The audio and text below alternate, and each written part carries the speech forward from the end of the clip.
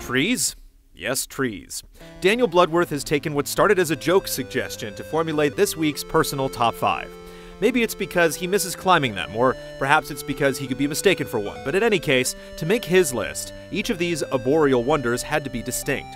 As useful as it is to level forests in Minecraft, or as wonderful as it might be to shake each and every tree in your Animal Crossing town, daily, for weeks, help me, I can't stop. As great as these woodland moments might be, this list is for those singular trees that rise above the surrounding canopy.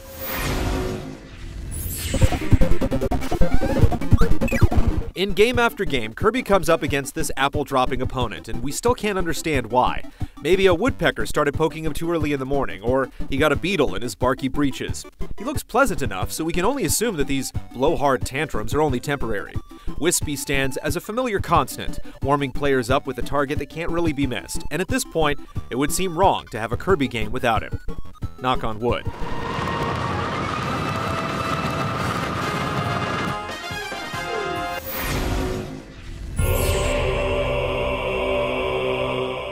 While it's visible from as far away as the Firelink Shrine, the Great Hollow is home to one of those wonderfully unexpected moments of discovery.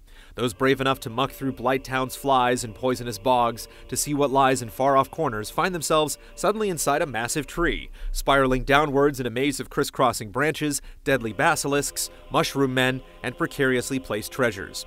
There's no plot point leading you to its base, just an insatiable curiosity to see how deep it goes.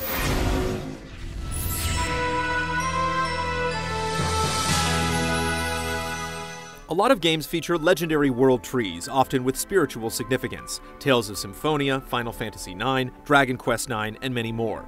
Of these, the clearest example is the Tree of Mana from Square Enix's long-running series of RPGs, stretching back to Final Fantasy Adventure and Secret of Mana. Like its contemporaries, the Mana Tree is a source of life and balance in the world, but it's also closely tied to a tribe of people ordained to protect it.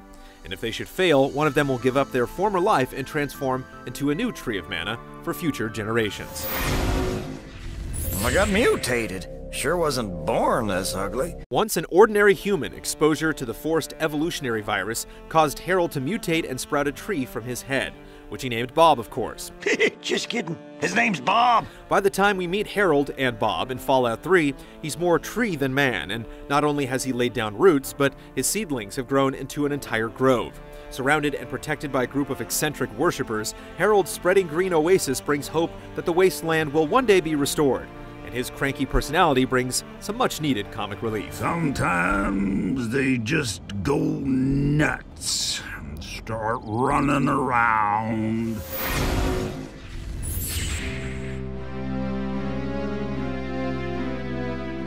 For all the strengths of the previous entries, the Great Deku Tree seems to combine many of their qualities. He has a kind face. He brings life to the forest around him. He's surrounded by a tribe of quirky helpers, and in Ocarina of Time, there's a creepy dungeon inside him that serves as your first real challenge.